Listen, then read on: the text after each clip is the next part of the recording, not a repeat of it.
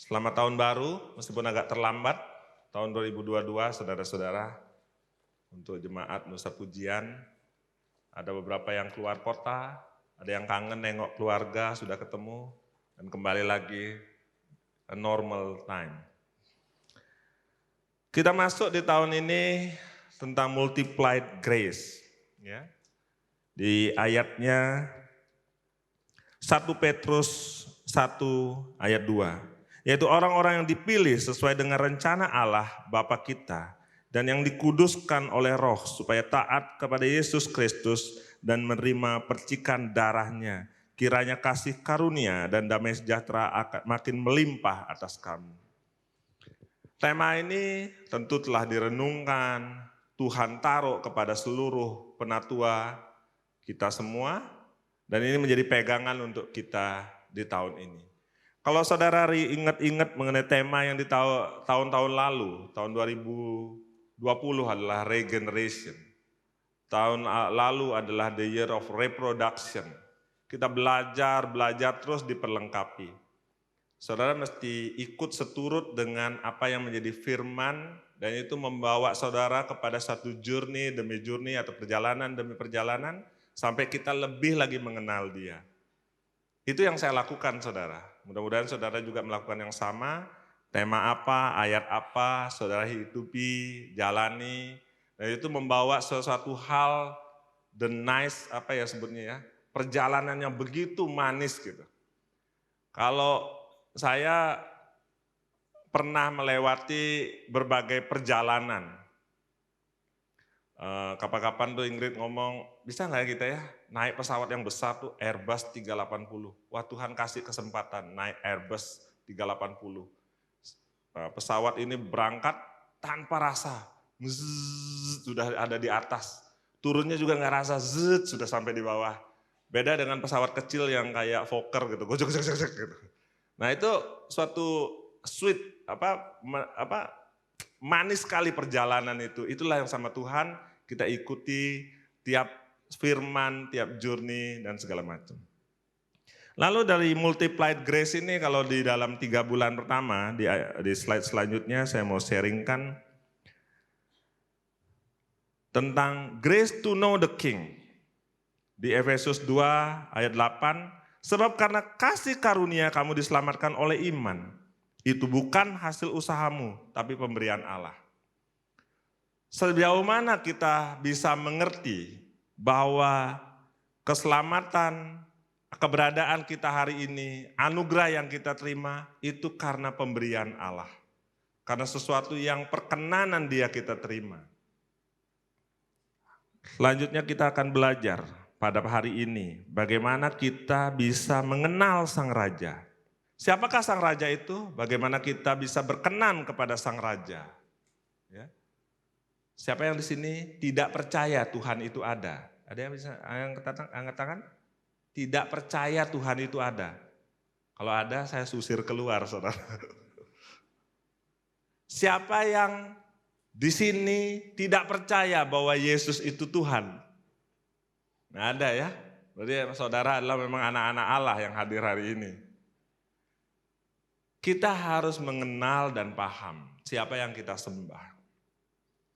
Siapa yang menjadi raja kita. Konsep kingdom, kalau saudara pelajari dan baca Alkitab, itu terjadi 2000 tahun lebih yang lalu. Zaman itu Israel dijajah oleh Romawi.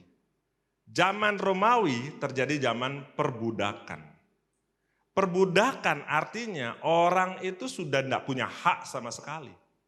Orang itu kalau sebagai budak, hidup dan matinya ada di orang yang memperbudak dia. Nah, hari-hari ini kita ngerti bahwa saya sudah lepas dari perbudakan dosa. Dan saya menjadi hamba kebenaran.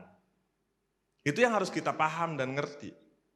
Kalau saudara masih diperbudak, diperhamba oleh dosa, saudara mesti bertobat.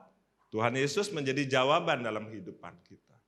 Itu yang kita harus kenali dan belajar. Nah, perbudakan itu di tahun 1700-an masih terjadi di Amerika. Sampai mereka bisa mengeluarkan satu aturan perbudakan hapus dari muka dunia. Dan hari-hari ini masih ada sinyal-sinyal perbudakan itu, tapi orang diperbudak dengan pola keuangan dan segala macam. Dan kita harus ngerti tentang apa yang menjadi kebenaran, mengerti tentang apa yang menjadi rancangan Tuhan, mengerti tentang firman-Nya dan berjalan seturut dengan kekuatan yang dari Dia, sehingga waktu Kristus ada di dalam kita, kita terlepas dan terbebas dari perbudakan itu. Dan kita menjadi hamba kebenaran. Baik, kita slide selanjutnya kita lihat. Anugerah itu artinya favor, perkenanan. Jadi kalau grace to know the king mengerti perkenanan untuk mengenal sang raja. Kita diperkenankan untuk mengenal sang raja. Kalau kita lihat di slide selanjutnya. Kita bagaimana mengenal sang raja. Saya ada satu cerita saudara kepada saudara. Saya terlahir di satu keluarga yang mengenal dulunya berkepercayaan lain. Jadi tidak mengenal Yesus sebagai raja. Saya yang kecil itu dulu diajak ke kelenteng sama mama saya. Terus saya sembahyang di sana, dia siapin. Kalau upacara besar di rumah tuh siapin kepala babi, pakai tebu. Saya siapin hiu, ayo kamu sembahyang. Gak ngerti, ikutin aja. Itu tradition yang kita jalanin. Mama saya orang yang tidak sekolah, hanya kelas 2, 3 SD. Berhenti di sana. Karena kondisi ekonomi, waktu itu engkong saya, jadi mama saya punya papa itu sudah tua, menikah sama wanita dari Bali, muda. Jadi sekian usianya meninggal duluan. Jadi sisalah oma saya dari mama itu punya 3 anak perempuan. 1 meninggal yang tengah-tengah, sisa 2 anak. Mama saya dan adiknya. Dari kecil mereka itu hidup sangat sulit. Melarat kalau bahasa umumnya ya, sangat sulit. Untuk kehidupannya dia harus bekerja untuk orang lain. Kalau Anda cerita tentang Naomi dan Ruth yang kita pelajari di dalam proses itu, seperti itulah kehidupan mereka. Sehingga mama saya yang kecil ini harus ikut sama tantenya dan mengurus anak-anaknya di sana menjadi babu. Menjadi pelayan untuk rumah itu. Itu padahal tantenya. Sehingga kesempatan sekolah tidak ada, dia bekerja sama keluarga itu, dia harus kabur dari keluarga ini karena saking beratnya tekanan. Dia anak yang usia 12 tahun. Singkat kata di usia 18 ada seorang pria yang datang dikenalkan untuk menikah. Menikahlah dia. Dia pikir dengan menikah ini saya berubah kehidupannya. Masuk lagi dalam satu episode kehidupan yang berbeda. Dia mengalami tekanan dari iparnya. Karena sebagai papa saya itu orangnya baik, polos, jadi tidak mau banyak berargumentasi. Kalau ibaratnya kernet itu, supir itu ada kernetnya, dialah jadi kernetnya. Dia akan melakukan segala hal asal tidak argumentasi. Sehingga membawa mama saya juga orang yang mengikuti ritmenya.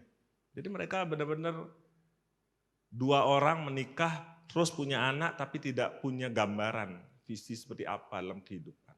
Kesulitan itulah yang akhirnya menekan, membawa mereka memutuskan bahwa kita hijrah dari satu desa di Tabanan ke Kute. Kute itu masih jalan tanah saudara. Itulah mereka kos dan bekerja di temannya di Kute. Mama saya yang buta huruf berkembang dan bertumbuh di dalam kepercayaan yang lama. Dia tidak bisa baca tulis. Kita karena ada satu penjangkauan YWAM, adik-adik saya mengenal Kristus dan bertobat.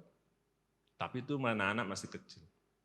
Singkat cerita perjalanan sampai di usia saya mungkin SMA, tamat ke SMA itulah mengalami satu perubahan, adik-adik saya mulai bertobat. Mama saya menolak awalnya. Sampai satu titik dia ngerti, dia terima Tuhan.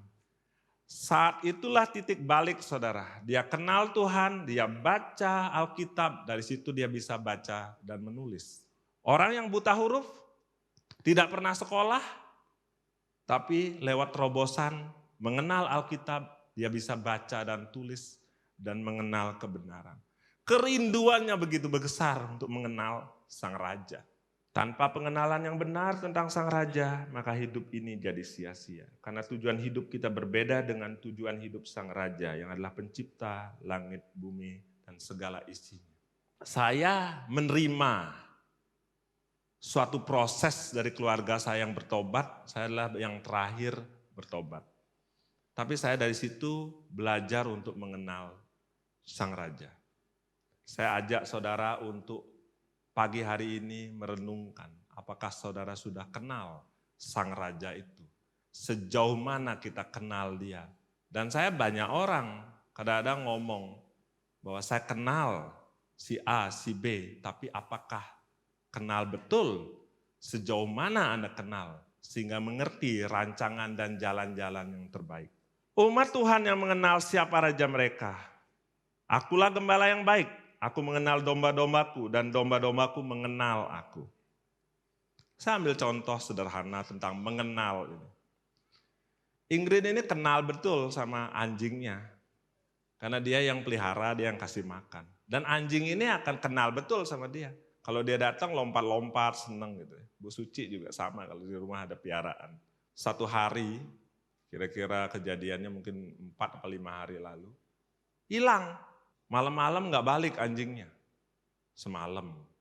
Besok gak balik juga. Wah, hatinya udah mulai gundah. Sedih. Kemana? Namanya Goldie. Ini emas kesayangan saya kemana ini?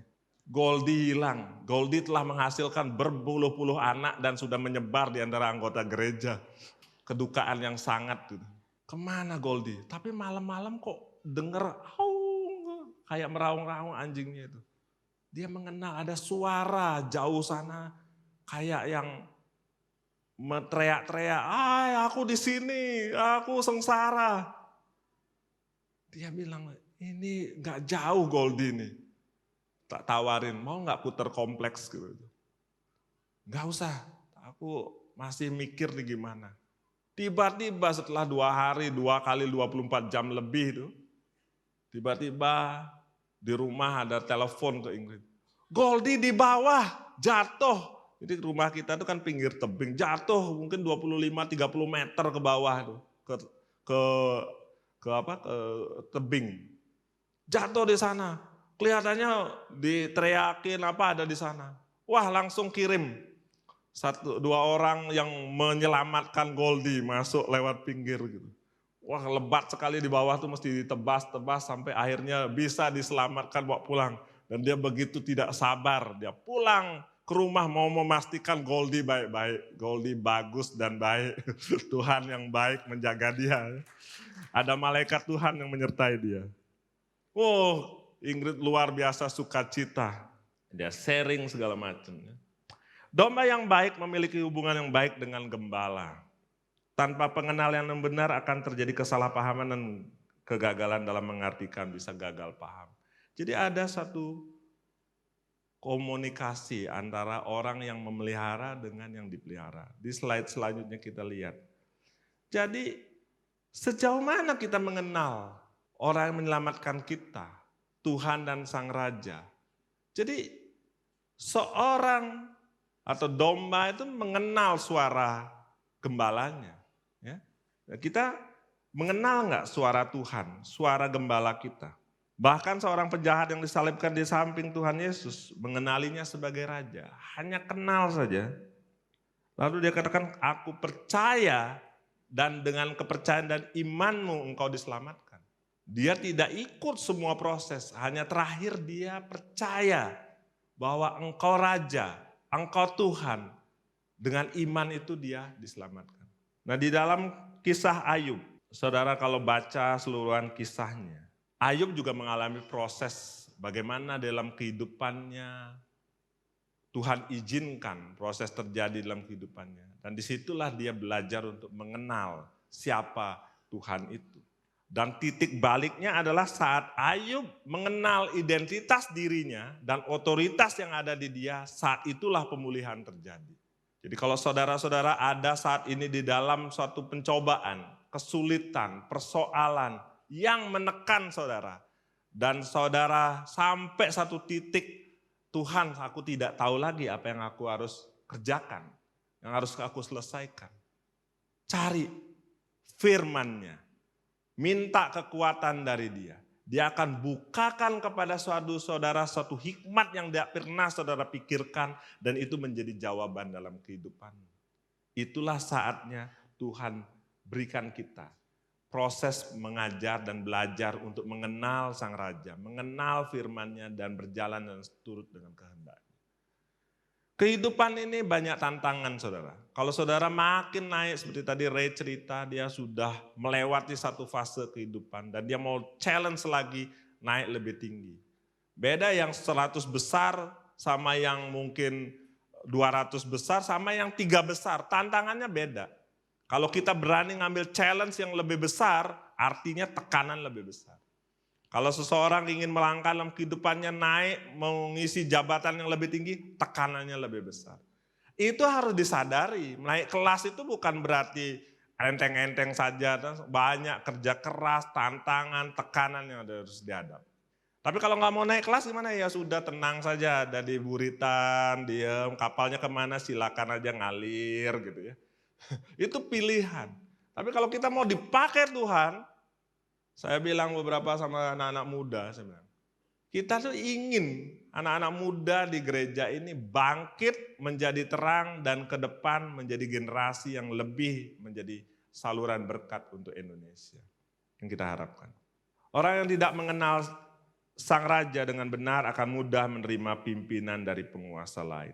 Ayub adalah orang yang awalnya mendengar suara teman-temannya. Tapi dari situ dia begitu kenal suara Tuhan, kenal identitasnya, dia berbalik arah dan saat itulah terjadi pemulihan. Kedua, hidup yang berkenan kepada Sang Raja. Jika kita mau hidup berkenan kepada Sang Raja, maka kita perlu mengambil keputusan untuk mengucap syukur dan beribadah kepada Sang Raja menurut cara yang berkenan kepadanya. Jadi kita menerima kerajaan yang tidak tergoncangkan. Marilah kita mengucap syukur dan beribadah kepada Allah menurut cara yang berkenan kepadanya, dengan hormat dan takut. Seperti di Ibrani 12 ayat 28. Saya mau cerita satu hal saudara. Atau Tuhan berjalan sambil dalam kehidupan itu, sebelum saya khotbah Tuhan begitu baik. Kemarin saya ada sharing and counseling, gak rasa waktu sampai 3 jam. Satu orang wanita bercerita tentang kehidupannya. Kehidupan yang mulus-mulus saja, dia lewatin sampai usia dia masuk remaja. Sampailah di saat remaja dia mengalami suatu traumatic experience yang tidak pernah dia pikirkan. Itu terjadi dalam kehidupannya. Diperkosa, dari proses itu kemudian dia hamil, masuk dalam pernikahan dengan orang yang memperkosa dia. Sehingga dia mengalami tekanan dan trauma yang begitu berat. Tantangan demi tantangan, tekanan demi tekanan berjalan di dalam suatu kondisi pernikahan yang sebenarnya dia mau hindari. Tapi itu terjadi terus-menerus sampai anak lahir dan ada 4 anak lahir. Dan itu ketakutan, ketekanan, masalah yang dijalani, dilewati, tidak berhenti sampai di sana. Satu titik kehidupan dia mengalami kecelakaan, tabrakan motor. Terjatuh, terjerembab, hampir tidak tertolong sekian lama, akhirnya bisa ditolong. Masuk rumah sakit. Perjalanan berikutnya untuk proses pemulihan itu dialami lebih berat daripada kejadian sebelumnya. Karena tulang belakang itu harus dibantu satu alat, yaitu operasi tersendiri. Lalu untuk pernafasan mesti diambil dari pembuluh dan saluran dari tangan ini, harus dioperasi, dipindahkan untuk bisa membantu pernafasan. Dan dokter katakan bahwa tubuh ini sudah tidak akan berfungsi lagi tangan ini. Sudah akan mati, tidak punya rasa dan segala macam karena membantu untuk bisa bernafas. Dan itu harus terus dijepit begini sehingga tidak menekan jalur pernafasannya. Lalu operasi di mukanya ini karena dulu giginya semuanya hancur, masuk begitu dalam kondisi tabrakan, dan itu harus dipulihkan lagi semua. 3 operasi besar berjalan dalam kehidupannya. Mamanya harus jual aset untuk merapikan itu semua. Suaminya tidak peduli, tetap menekan kepada anak-anak berikutnya. Sampai satu titik, dia katakan bahwa tanpa ada anak-anak hidupku sudah tidak ada artinya. Dia ke Bali. Waktu dia mendekat, mengenal Sang Raja, mencoba untuk terus mencari hidup yang berkenan kepada Sang Raja. Tuhan buka jalan yang tidak pernah dipikirkan. Itu dalam kehidupannya. Di Bali bertemu dengan seseorang yang membantu, Tuhan kirim seseorang yang membantu mendampingi kehidupannya. Berjalan bareng-bareng, tangan yang tadinya dikatakan mati itu bisa bergerak lagi. Meskipun tidak sempurna tapi bisa berfungsi. Tuhan pulihkan tubuhnya pelan-pelan.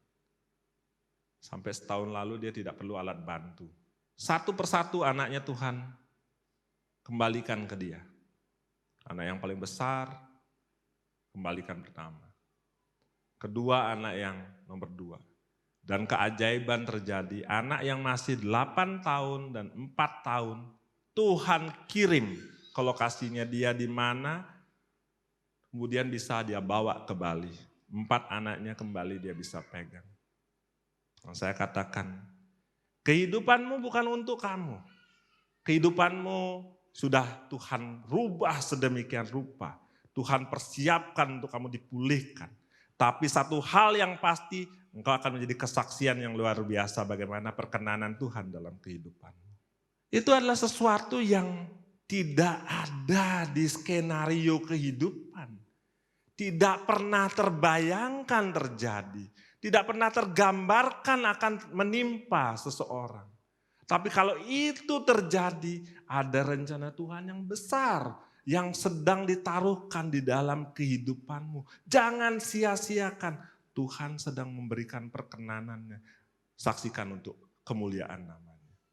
Kita juga harus hidup dalam firman Tuhan yang merupakan hukum kerajaannya. Untuk hidup berkenan kepada Sang Raja, kita harus senantiasa hidup dituntun oleh firman Tuhan.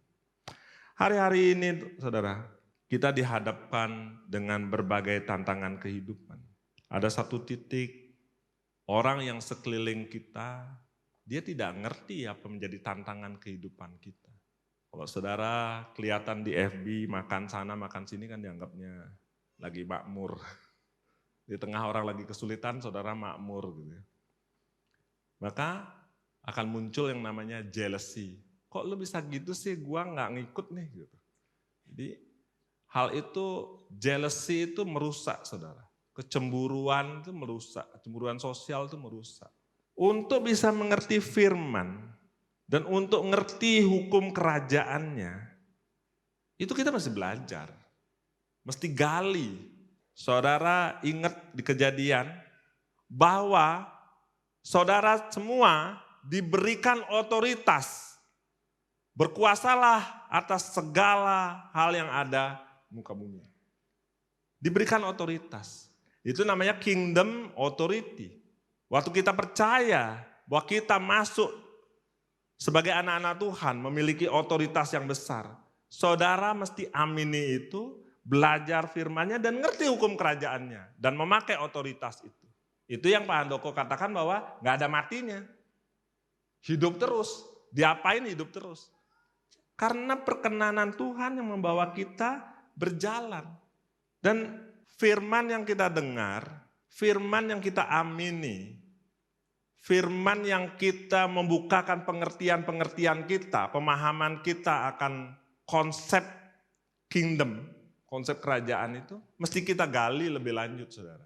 Saya membayangkan bahwa kita di alam demokrasi itu beda konsepnya dengan kingdom. Di kingdom, demokrasi itu kan kita rundingan cari solusi gitu kan, menghargai pendapat tiap individu.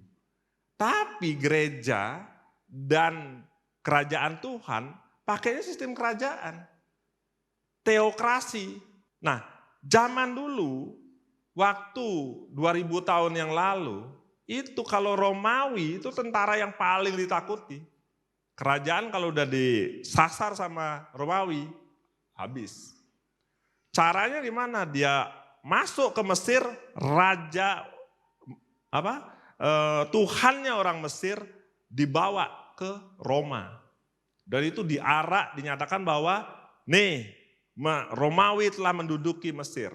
Kerajaan Mesir jatuh, dewanya sudah diikat, dibawa ke Romawi, ditunjukkan bahwa dewa Mesir habis. Masuk lagi kemana? Ke negara-negara lain. Tapi karena di Israel tidak ada dewa, mereka menyembah Tuhan lewat tabut perjanjian. Mereka tidak ada dewa yang diambil. Konsep ini tentang kingdom itu begitu sempurnanya jawaban kerajaan Romawi untuk mengajar, sehingga saat itulah Yesus lahir ke dunia, membawa kerajaannya. Dipersiapkan dulu mindset semua orang sekelilingnya bahwa itulah konsep kerajaan, kekaisaran. Pemahaman inilah kemudian menjadi landasan supaya Kristus lahir membawa kerajaannya. Itu yang kita mesti paham mengenai hukum kerajaan. Seperti di Mazmur 119:105, firman-Mu itu pelita bagi kakiku dan terang bagi jalanku. Hari-hari ini saya ngalamin saudara, kalau enggak kekuatan dari Tuhan, bukan karena firman yang saya dengar dan tuntunannya setiap saat, enggak kuat, enggak bisa melewatinya. Saya tuh 32 tahun, 31 tahun ya bergerak di dunia usaha, bekerja. Berbisnis itu lebih dari 20 tahun. Ya, masuk di dalam dunia usaha. Ini tahun yang paling sulit, 2 tahun yang paling sulit untuk kita lewati sebagai pengusaha. Karena yang ngekor di belakang kita banyak. Kalau itu bisa diputus ekornya, terus kemudian jalan berdua aja mungkin ringan jadinya gitu. Di belakang kita banyak, termasuk uang sekolah anak yang masih pakai Australian dollar. Di belakang kita banyak. Nah itu semua menjadi satu hal yang harus kita pikirkan. Tidak boleh mikirkan diri sendiri saja. Usaha saat sulit seperti itu, artinya pemegang saham harus setor modal. Dari sekian usaha, kalau satu usaha bermasalah, usaha lain masih berkembang, gampang tinggal tutupin, pinjemin dari usaha lain. Kalau semua usahanya sedang minus, harus mengambil tabungan, sampai kapan bisa bertahan? Itu pertanyaannya saat-saat ini. Tantangan yang seperti itu yang dihadapi. Makin besar skopnya, ya bleedingnya makin berat, makin besar. Semua itu karena kekuatan itu datang dari Tuhan. Saya katakan tidak ada kuat dan gagahnya saya pribadi. Semua karena anugerah saja. Saya senang bikin makanya daun lebar anugerah, surya anugerah abadi. Senang pakai kata anugerah karena memang semua anugerah. Saya dari tidak punya apa-apa saudara, semua itu karena anugerah ada saat ini. Dan saya belajar, saya tuh hanya pengelola, Tuhan sebagai pemilik. Saya belajar banyak how to implement kata-kata itu. Kata-katanya gampang. Tuhanlah pemilik, engkaulah pengelola. Kalau giliran memutuskan urusan uang mau dibawa kemana kan kita yang memutuskan kan. Mesti tanya lagi sama Tuhan, Tuhan ini gimana? Sering saudara sudah dengar khotbah dari Pak Andoko tentang hal itu. Dan makin bertambah usia kan bukan mau, kalau hari-hari ini Ingrid ingetin saya, sampai kapan kita akan kerja kayak begini? Ya saya bilang gak lama lah, doa aja. Supaya perkenanan Tuhan lebih cepat gitu ya. Supaya kita tidak perlu menata sampai terus ngurusin tetek bengek di bawah. Dan yang ketiga saudara, saya sharingkan kepada saudara bagaimana kita berjalan bersama Sang Raja. Orang yang bergaul dengan Sang Raja akan mengalami dan menikmati tuntunan selalu. Hati manusia memikir-mikirkan jalannya, tetapi hati Tuhanlah yang menentukan arah langkahnya. Seperti di Amsal 16 ayat 9. Saya ada satu titik mengenal Tuhan dan mengenal firman-Nya, berjalan dalam hal di pekerjaan. Sebagai seorang pengusaha saya alami itu. Just seminggu lalu ini, saya mengurus properti itu dengan tetangga saya cukup baik. Tapi karena ketekanan ekonomi, ya di Bali itu kan ya seperti saya katakan jealousy itu sangat tinggi dan dia enggak bisa merasakan bahwa istilahnya kamu pundi-pundinya penuh, aku ini susah gitu. Begitu bahasa kasarnya. Sehingga saya yang sebenarnya ngamprah listrik dan bayar listrik untuk kepentingan di depan saya itu. Satu titik dicabut saudara. Listriknya dicabut sehingga listrik yang suplai ke proyek saya tidak bisa jalan. Sebagai manusia yang memang membayar ngamprah listrik dan bayar cicilan listrik tiap bulan, marah saudara. Kok gini ya? Sekian lama jalan, kenal, kita baik, kok dibeginikan ya. Nggak ngomong, nggak apa. Saudara. Saya udah satu titik, saya bilang sama Ingrid, kayaknya saya nggak bisa diam. Saya mesti libatin legal action. Saya punya beberapa poin untuk saya bisa bertindak secara hukum, karena ada keterkaitan urusan-urusan lain, dan saya sudah siapin dari awal. Saya harus bertindak secara hukum. Terus sambil berjalan waktu, itu hari Kamis malam saya merenungkan itu, hari Jumat pagi saya baca, mesti bawa firman dalam doa malam. Lalu katakan, di saat sulit tetaplah berbuat baik. Waduh Tuhan, kok gini ya firmannya? Jadi sebagai manusia saudara ingin lakukan yang namanya mau pukul mana ya ini, mau gigit kupingnya siapa gitu. Sudah benar-benar sudah on the top gitu. Tapi Tuhan bilang, di masa sulit tetaplah berbuat baik.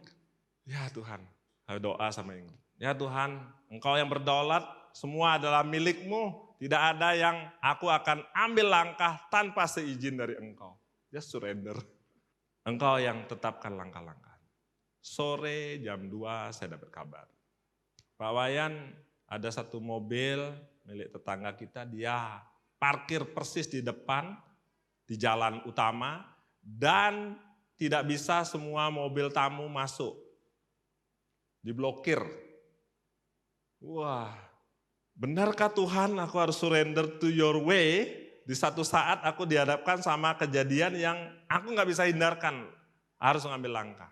Lalu anak-anak bingung bagaimana, saya bilang lapor aja sama aparat setempat, Klian, Bendesa, sama di sana. Dan karena dia masyarakat setempat, dia cari sore itu antara jam 2, jam 4. Lalu saya curhat sedikit sama teman yang memang cukup saya andalkan di lingkungan situ. Aduh saya sulit nih, di lapangan diblokir jalannya.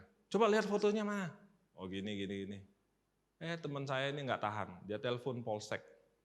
Jadi datanglah Klian, Pecalang, Bendesa, sama pasukan dari polsek 4 orang.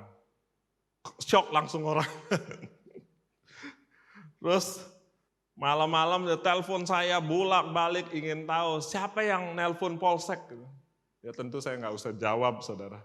Itu membuat keluarga saya trauma, bapak saya trauma, istri saya trauma karena dulu pernah saya masalah sampai ngendem 3 hari di polsek. Jadi dia ternyata kirim pasukan 4 aja udah ngeper, apalagi kirim 10 atau 100.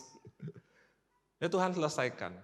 Tuhan selesaikan, semuanya jalan baik, jalan mulus tanpa perlu saya mengambil langkah yang menurut saya baik. Menurut saya punya hak untuk melakukan itu. Menurut saya mau pakai segala kekuatan yang ada. Saya mau tunjukkan siapa saya. Tuhan gak mau. Tuhan pakai caranya Tuhan untuk menyelesaikannya. Nah, seperti itulah kita berusaha berjalan bersama Sang Raja. Sesuatu yang sederhana pun, masalah yang kita hadapi satu demi satu, kita coba terus berjalan bersama Sang Raja. Sehingga kita bergaul dan mengerti apa yang menjadi tuntunannya dalam setiap kapasitas dan persoalan kita. Kadang-kadang hati manusia memikirkan jalannya, tapi Tuhanlah yang menentukan arah langkahnya. Ya. Kita belajar dari Nabi Nuh. Nuh adalah seorang yang benar dan tidak bercela di antara orang-orang yang sejamannya. Dan Nuh itu hidup bergaul dengan Allah. Bagaimana poinnya Nuh? Dia hidup benar, hidup tidak bercela, hidup bergaul dengan Allah.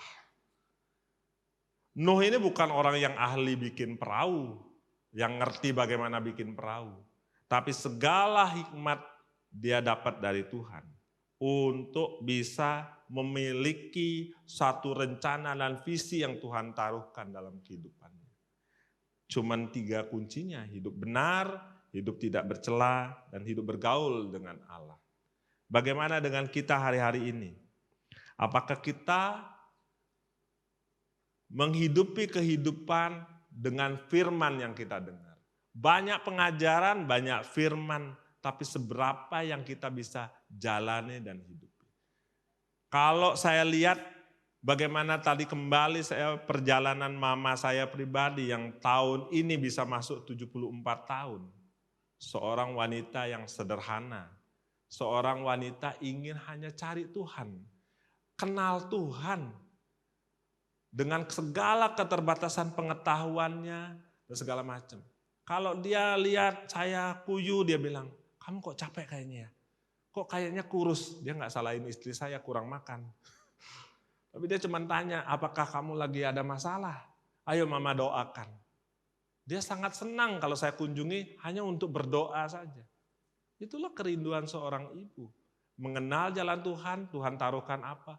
Dan dia kirimin saya mimpinya apa, dapat mimpi begini, kamu mimpi begitu, kejadian di mimpinya kamu begini, kamu begitu. Dia akan cerita panjang lebar. Kalau tidak bisa temu muka ya per telepon. Dia ingin menyampaikan apa yang Tuhan taruhkan lewat hidupnya, mimpi, dapat firman apa, itu dia bagikan. Itulah kehidupan kita harus terus belajar, terus mengupgrade diri kita, lebih mengenal lagi rancangan dan rencananya. Kalau saudara masuk usia, tambah usia, ya saya lihat opa usia 90, oma 87, hidupnya cuman jaga kesehatan saja. Makan dan tidur cukup sudah. Ya. Tidak perlu berargumentasi dan berkelahi sama orang lain. Even sama mantu atau anaknya, sudah cukup. Kehidupan orang yang bergaul dengan sang raja akan berhasil. Daud berhasil di segala perjalanannya sebab Tuhan menyertai dia. Seperti di 1 Samuel 18 ayat 14. Kunci kehidupan berjalan bersama sang raja adalah hidup takut akan Tuhan. Takut akan Tuhan adalah permulaan pengetahuan. Tetapi orang bodoh menghina hikmat dan didikan. Saya harapkan tahun 2022 saudara-saudara, kita berjemaat di Nusa Pujian. Bangkitlah orang-orang yang masih muda, orang-orang yang memang Tuhan taruhkan banyak hikmat dan wahyu, sehingga gereja ini mengalami terobosan dari jemaat sendiri untuk bangkit dan melayani dia. Dari jemaat ini akan bangkit pengusaha-pengusaha baru karena kita membuka NPMAT tujuannya untuk mengajak saudara bareng-bareng berhasil di marketplace. Akan bangkit anak-anak muda untuk bisa sekolah dan belajar musik dan terlengkapi, ter-equip di Willy Sumantri Music School.